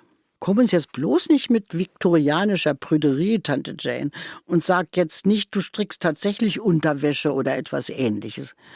Obwohl ich glaube, dass nicht einmal die Menschen in St. Mary Mead gestrickte Schlüpfer tragen.« »Nein, keine Unterwäsche, mein Lieber.« Sie schüttelte das blütenweiße, viereckige Strickstück und breitete es aus. »Es ist, nun ja.« Sie warf der Frau ihres Neffen einen scharfen, durchdringenden Blick zu. »Nun, es ist eine Babydecke. Aber ich wollte eigentlich nicht.« »Eine Babydecke?« Raymond stutzte, und auf einmal färbten sich auch seine Wangen rot, während sein Blick von seiner Tante hin zu seiner Gattin wanderte, und so gut wie zum ersten Mal in all den Jahren, die sie ihren Neffen kannte, fehlten ihm die Worte. Erst trat ein langes Schweigen ein, dann brach Joan in schallendes Gelächter aus und schlug die Hände über dem Kopf zusammen. »Ganz ehrlich, Tante Jane, du musst eine Hexe sein. Wie hast du das erraten?« »Tja, meine Liebe, wenn man in einem Dörfchen wie St. Mary Mead wohnt, lernt man die menschliche Natur in dieser Hinsicht recht gut kennen. Und Raymond meinte, du wärst in letzter Zeit so abgespannt gewesen. Also habe ich mir schon vor eurem Besuch Gedanken gemacht und dann natürlich, als ich nach den Anzeichen gesucht habe. Und ich hielt mich für so clever, als ich meinen Gin mit Wermut in die Topfpflanzen gekippt und mein Gähnen unterdrückt habe. Ich konnte ja schwerlich allen sagen, dass mir von Cocktails dieser Tage furchtbar schlecht wird. Ja, meine Liebe, und wenn es dir nichts ausmacht, würde ich dir raten, in Zukunft keinen Weihnachtsstern zu wählen. Der reagiert äußerst sensibel auf Überwässerung. Und dann, als Raymond meinte, du kämst wegen der vielen Cocktails zu spät zum Frühstück, wusste ich, dass es eine Lüge war. Tja, ich glaube, wir sind aufgeflogen, sagte Raymond lachend. Joan und ich wollten es eigentlich noch ein paar Wochen für uns behalten, aber ich nehme an, dass es mittlerweile schon ganz St. Mary Mead weiß, oder? »Oh nein, mein Lieber«, entgegnete Miss Marple ein wenig entrüstet. Sie faltete ihr Strickzeug ordentlich auf dem Schoß zusammen. »Mir würde nicht im Traum einfallen, auch nur ein Sterbenswörtchen auszuplaudern, bis ihr gewillt seid, es bekannt zu geben. Ich meine, ihre...« Sie hüstelte entschuldigend. »Ihren Zustand. Du weißt schon.« »Nein, meine Liebe«, sie wandte sich lächelnd an Joan, »dein Geheimnis ist bei mir bestens aufgehoben.«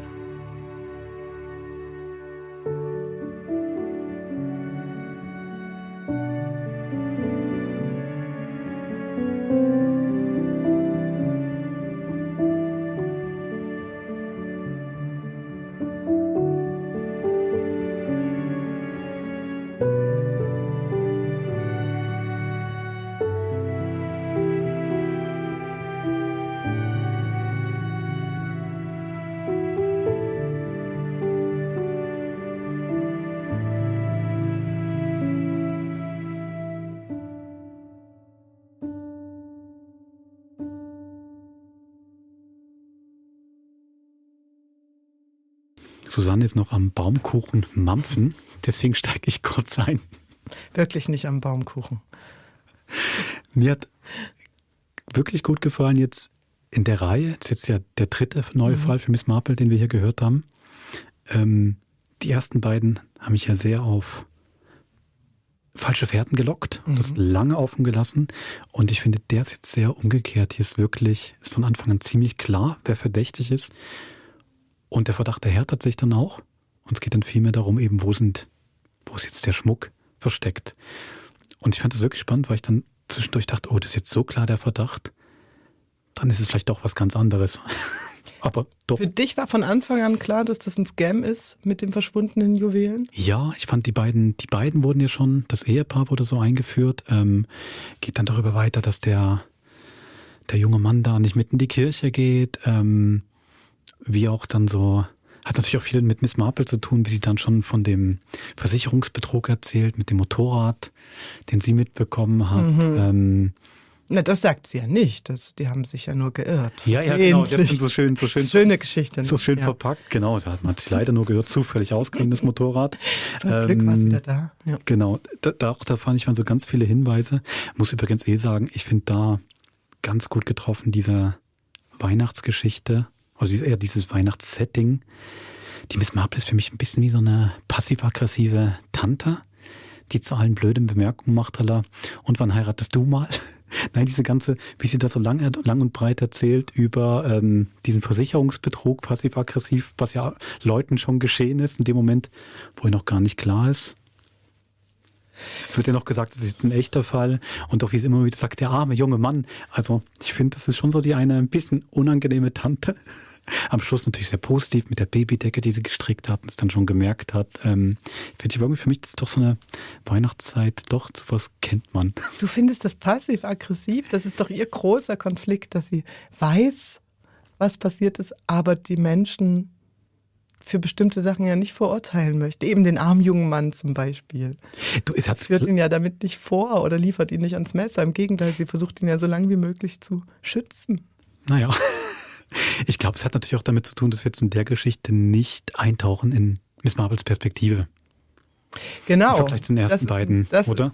Das ist, finde ich, ist so richtig klassisches Whodunit-Theater-Setting, beziehungsweise entspricht auch so, ich habe es schon gesagt, ich habe nicht alle Kurzgeschichten und Romane gelesen, aber es wechselt doch hin und her, dass es Bücher gibt, wo wir aus Miss Marples Augen auch auf Geschichten blicken und ihre Einschätzung und Gedanken mitbekommen. Und andere, wo sie quasi nur in der Außensicht als Teil der Personage auftritt. Und hier ist das auch so. Ich finde das ja persönlich noch ganz schön. Also es gibt... ja, also ich finde, es macht einfach die Schrulligkeit nochmal stärker. Genau, ja, das ist ganz gut, ne? Ja. Es entspricht und vor allen Dingen auch, als Miss Marple das erste Mal aufgetreten ist, das waren Kurzgeschichten und die hießen der Dienstagabendclub. Die spielten lustigerweise genau mit einem ähnlichen Personal, also Sir Henry Clithering war dabei. Wirklich? Ja, unser auch von jetzt gerade. Genau, und die Familie Bantry auch. Und bei den Bantrys findet nachher auch der Tod in der Bibliothek, ist genau in diesem Anwesen. Und sie zusammen und Raymond, der Neffe, seine Frau war auch da, sie war verlobt und hatte noch einen anderen Namen, glaube ich. Aber es gab quasi so eine Gruppe von Menschen, die sich getroffen haben und zum Zeitvertreib zusammen Rätsel gelöst haben. Also Kriminalrätsel schon. Jeder brachte immer eins mit, stellte das vor und dann mussten die Leute, der eine war Jurist, der andere war Arzt, eben Clithering, Ex-Scotland Yard-Beamter, hat dann versucht, dieses Rätsel zu lösen. Und in der Ecke saß halt immer noch diese strickende, ständig unterschätzte Jungfrau. Ältere Dame, ja. Sie ist natürlich aber sofort immer wusste. Ein, zwei richtige Fragen gestellt hat und dann die Antwort geliefert hat. Und das ist eine schöne Parallele hier in dieser Geschichte, nicht nur, weil es dieselben Menschen sind, sondern eben auch, sie ist halt Teil, wird unterschätzt, wird von den anderen auch so ein bisschen abschätzig behandelt. Und am Schluss hat sie alles schon ganz früh für sich geklärt. Sie muss es ja gewusst haben, ab dem Moment, wo Sir Henry Clithering sich an den Misteln sticht. Spätestens da. Das wirklich mit dem Stechen finde ich ganz schön in der Geschichte, wie sich das durchzieht. Es kommt ja auch die Anekdote, wie man sich früher gegenüber den jungen Männern erwehren musste. Wenn da irgendwo das Licht ausgegangen ist und Licht ausgemacht wurde, hatte man eine Hutnadel dabei, um sie zu stechen. Das zieht sich wirklich so durch. Und am Schluss stimmt's ja, Mistelzweige stechen nicht.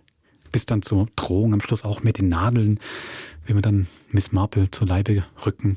Finde ich wirklich sehr, sehr hübsch gemacht. Ja, ich fand vor allen Dingen eben, das sind diese 2 Geschichten am Anfang, wenn sie sich an ihre früheren Kindheitsweihnachtsfeste erinnert oder diese Anekdote im Zug, das nochmal so Rückblicke in die Zeit vor 1900, weil ich vorhin meinte in der Anmoderation, das hat mich so gekriegt, die Geschichte, vor allen Dingen über diese schönen historischen Bilder, die nochmal eine echt andere Zeit aufmachen. Ja. Ich bin ja noch hängen geblieben, dann noch gerade gegoogelt, wie ich so bin, an logischerweise dem Kriminalroman. Das ist ja tritt ein Kriminalroman auf mit einem Lord. Der Name hat doch bei mir was klingen lassen. Wir hatten ja mal das Hörspiel, das vergiftete Spiegelei, wo ganz viele Kriminalfiguren durchexerziert wurden, wie sie denselben Fall angehen. Und da ist dieser selbe Lord Peter Wimsey. Genau, auch aufgetaucht. Und wurde ja geschrieben von einer Autorin. Ja. Wie auch hier gesagt wird, Dorothy L. Sayers, englische Autorin und Zeitgenossin von Agatha Christie. Wolfram, die müssen wir uns für den Krimi-Podcast, glaube ich, auch wirklich nochmal genauer unter die Lupe nehmen. Sie scheint ja eben auch, das fand ich noch spannend, habe ich dann gemerkt, wirklich Hörspiele geschrieben zu haben und sogar mit Agatha Christie zusammen Kriminalhörspiele. Und sie waren zusammen im Detection Club. Dienstagsclub und Detection Club, so schön. Man braucht einfach einen Club. Oder? Ja. Ihr seid im Krimi-Club ab jetzt Mitglied. SF Krimi-Club. Aber dann müssen wir uns auch regelmäßig treffen. Ja, machen wir ja. Jeden Donnerstag, du. Sehr, sehr regelmäßig und pünktlich. Aber vielleicht müssen wir uns auch Regeln geben. Bei der Detection Club, das ist eben Zusammenkunft, genau, von Kriminalautoren, Autorinnen, Science-Fiction-Autoren. Die haben sich getroffen und gemeinsam über Kriminalliteratur gesprochen und haben auch offensichtlich 10 Regeln aufgestellt, die für sie verbindend waren, was Kriminalliteratur darf und was sie nicht darf. Spannend. Ich würde, diese 10 Regeln, die sind nämlich ganz schön, die mal zu hören, ich würde dir die Regeln sagen und du könntest doch bitte mal überprüfen, ob Ruth Ware in dieser Geschichte die 10 Regeln, die 10 fairen Regeln, das heißt es nämlich, eingehalten hat. Okay, wenn sie es schafft, dann wird sie da wird sie quasi, obwohl es den Club wahrscheinlich nicht mehr gibt, noch Ehrenmitglied. Genau. Oder? Genau, die erste Regel. Die erste der 10 fairen Regeln. Der Täter wird zu Beginn eingeführt. Stimmt's oder stimmt's Korrekt, nicht? ja. Das stimmt wohl. Die zweite, es dürfen keine übernatürlichen Kräfte oder übernatürlichen Mächte im Einsatz sein. Das stimmt auch. Harry Potter schon mal draußen vor. Begrenzte Geheimnisse. Es darf nur, Achtung, ein Geheimgang oder eine Geheimkammer geben, wenn es die Umgebung zulässt. Es gibt gar keinen Geheimgang, oder? Also Nee. Wird mal über so ein Fenster gesprochen, so eine falsche Fährte. Eine Tapetentür, ja. Genau. Genau, eine falsche Fährte, aber sonst nicht. Es dürfen keine unbekannten Gifte verwendet werden. Das ist hier korrekt, ja. Achtung, die 5. Regel, da müssten wir eigentlich nochmal, verstehe ich gar nicht, die heißt, keine chinesischen Charaktere. Es ist verboten, Chinesen in die Geschichte einzubauen.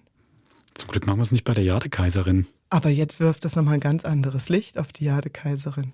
Da hat Jean Kwok die Regel mit Volldampf gebrochen, revolutioniert. Aber ich verstehe gar nicht, warum die dort drin steht, an 5. Stelle. Wir versuchen dem noch mal nachzugehen. Bitte. Bis zum nächsten Krimi, bis zur letzten Marple-Lesung noch. Ganz spannend, ob das mit Chinesisch was anderes gemeint ist, ob das was für was steht, ob es einfach wirklich es ist irgendwie noch das alte, irgendwie ein altes rassistisches Bild, der böse Chinese, und das soll man nicht einfach benutzen. Ganz komisch. Wir gehen dem nach. 6. Der Zufall darf dem Detektiv oder der Detektivin nicht zur Hilfe kommen. Das ist schon tricky, ne? Würde ich jetzt tatsächlich nicht sagen, weil, also das Entscheidende ist ja, wie Miss Marple sieht, dass sich der Herr sticht, wenn er da hochfasst. Und dass er hochfasst, ist jetzt ja nicht völlig absurd, wenn da ein Mistelzweig hängt. Ich finde das jetzt es fällt nicht einfach eine Nadel runter, oder? Ja. Jetzt Zufall nicht. Ja. Und dass der junge Herr natürlich den Kriminalroman dann nochmal liest, das könnte man sich so ein bisschen drüber streiten. Dass es schneit? Ist ja schlussendlich dann gar nicht so wichtig. Ja, es schränkt einfach die Täterschaft ein, aber du hast recht. Ja. Ich finde, das würde ich sagen, doch, ist okay. Okay, noch 4. Keine unerklärlichen Eingebungen. Der Detektiv darf keine unerklärlichen Eingebungen haben, die sich als richtig herausstellen. Da bin ich einverstanden. Ich höre keine unerklärliche Eingebung. Das würde Miss Marple auch niemals passieren. 8. Schöner Hinweis, der Detektiv begeht nicht das Verbrechen. Korrekt. 9. Also keine unzuverlässigen Erzähler wollten Sie Ja, quasi haben. genau, ne? Bisschen genau. So. Ja. 9. Alle Spuren werden dem Leser gezeigt. Also auf alles, auf das der Detektiv stößt, müssen dem Leser unverzüglich vor Augen geführt werden. Du nickst. Aber das ist doch nun zum Beispiel, dass Joan ihre Cocktails aufgrund ihrer Schwangerschaft in den Weihnachtsstern entleert, statt ihn zu trinken, wird uns nicht vor Augen geführt. Das wird nicht erzählt. Das wird quasi nur gesagt, sie sitzt neben den Pflanzen oder sowas. Aber es ist nicht wirklich beobachtet in der Szene. Das erzählt uns Miss Marple erst am Schluss, dass sie das beobachtet hat. Das ist aber für den Kriminalfall nicht wichtig, oder? Nur für die Schwangerschaft. Ach Mensch, ja, für mich. Du hast recht. Aber das kleine Kriminalmysterium, ist sie schwanger oder nicht, das wird jetzt nicht gemäß der Regel gelöst. Da war ich jetzt einverstanden. Okay, das Rätsel. Das kleine Nebenrätsel. Ich fand das so eine schöne Parallele, weil sie strickt ja auch schon von Anfang an an der Babydecke, ja. Genau. Aber das hast du recht. Nein, aber ansonsten finde ich, wir fahren doch früh eben, sie sind verdächtig, der junge Mann geht nicht mit in die Kirche. Eben, man sticht sich da oben doch, würde ich jetzt sagen. Es wird einem alles schön vorgezeigt. Das wäre, glaube ich, auch das, was ich bei den ersten beiden Krimis, was mir da so gefallen hat, noch gerade bei dem ersten, das Böse in kleinen Ortschaften, wie schön einem die Spuren gezeigt werden und noch nicht alles zusammenbekommt, fand ich da wirklich sehr löblich umgesetzt. Ich fand richtig, was du da gesagt hast, sie müssen nicht nur irgendwo erwähnt werden, sondern ich muss sie auch noch im Gedächtnis haben. Das heißt, ich muss nachher nicht zurückblättern oder zurückspulen und zu sagen, ja stimmt, da hat sie mal was erwähnt, sondern es muss so geschrieben sein, dass es doch irgendwo einen kleinen Haken hat, der sich festsetzt. Und dass man schon die ganze Lösung parat hat, oder? Und der letzte Punkt für die fairen Regeln eines Kriminalromans heißt, der Begleiter darf nichts verheimlichen. Das heißt, der Begleiter des Detektivs darf keinen Gedanken vom Detektiv zum Fall verschweigen. Ja, also hier ganz einfach.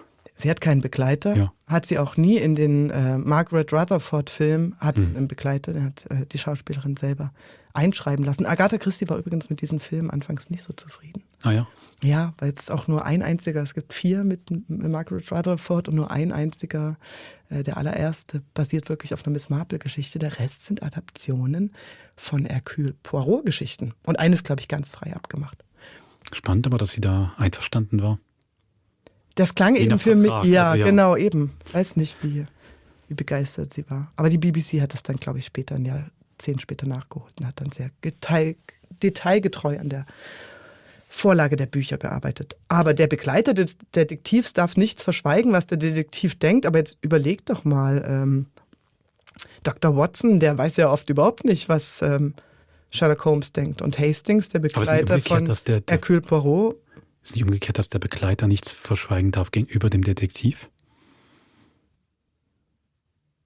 Der Begleiter des Detektivs darf keine Informationen über die Gedanken des Detektivs oder den Fall verschweigen. Ich glaube, es meint schon, was ich euch nicht gesagt habe. Holmes hat mich an dem Abend am Kamin noch eingeweiht. Okay. Und genau, das darf er nicht machen. Gut, aber eben bei Miss Marple hinfällig. Ja. Also ich würde sagen 10 von 10 Punkten. Ruth Ware ist wirklich jetzt Ehrenmitglied, bekommt die Ehrendetektivwürde des Detection Clubs. Ich habe noch gelesen in dem Zusammenhang, dass gerade Stichwort Hercule Poirot Agatha Christie rausgeschmissen werden sollte aus dem Detection Club und Dorothy L. Sayers sich dann sehr stark für sie eingesetzt hat, um eben das zu verhindern. Okay, und weißt du warum? Welche Regel sie gebrochen hat? Also der Roman ist Alibi mit Hercule Poirot und mit dem Ende hat sie eine Regel gebrochen, nämlich es geht wirklich um den Assistenten, dass der Assistent nicht Sachen verheimlichen darf und schlussendlich ist wirklich der Schluss. Spoilerwarnung für einen Elternroman. Shepard ist in dem Krimi der Assistent von Hercule Poirot. Das Buch geht ganz lange darum, dass Hercule Poirot alle anderen Verdächtigen ausschließt. Dann bleibt nur noch Shepard übrig. Und der gibt am Schluss sein Geständnis ab in einem Tagebucheintrag, dass er der Böse war. Und endet dann noch mit einem Selbstmord. Und quasi der doppelte Regelbruch ist noch, dass der Roman erzählt wurde von Shepard selber aus der Ich-Perspektive. Also dann wieder der unzuverlässige Erzähler. Quasi nicht direkt der Ermittler ist der Täter, aber doch zumindest der Erzähler. ist aber genau durch diesen Kniff auch wirklich gilt als einer der einflussreichsten Kriminalromane überhaupt. Manchmal braucht es auch den Regelbruch, damit man Einfluss übt. Ich glaube auch, Wolfram, es gibt mehrere Versionen von diesen 10 fairen Regeln. Es gibt auch noch eine Regel irgendwo, da geht es um Zwillinge, dass eben genau wie die eingeführt werden. Ich glaube, wir sind auf unserer Recherchereise noch nicht ganz zu Ende, aber verzeih mir das, ich habe tatsächlich schon einen Satz, habe ich schon gelesen, eine wunderbare Antwort, warum denn kein Chinese auftreten darf. Und zwar, weil zu dieser Zeit, also an Ende der 20er, die Einführung eines Chinesen oder eines anderen exotischen oder sonst ungewöhnlichen Charakters als Bösewicht ein inflationär verwendetes Stereotyp war. Oh. Also man hat sich ja versucht, die Literatur besser zu machen. Kein inflationär verwendetes Stereotyp. Also es ging eigentlich eher um den Schutz der Darstellung von Chinesen in Kriminalliteraturen. Aber durch dieses Ausschlussverfahren, hätte man auch mal überdenken können. Klingt aber ein bisschen ulkig, wenn man es so liest. Ja. Als Regel Nummer 5, 5. Krimi-Gebot. Nächste Woche machen wir dann den Abschluss mit Agatha Christie, mit einer tödlichen Hochzeit. In den Swinging 60s. Und da kann man jetzt wirklich sagen, wenn wir hier die Blicke quasi nochmal konservierend in die Vergangenheit sogar von Miss Marple gemacht haben, muss sie da ganz schön in die Neuzeit eintauchen. Aus ihrer Perspektive, ja. Bis zum nächsten Mord und vor allem frohe Weihnachten.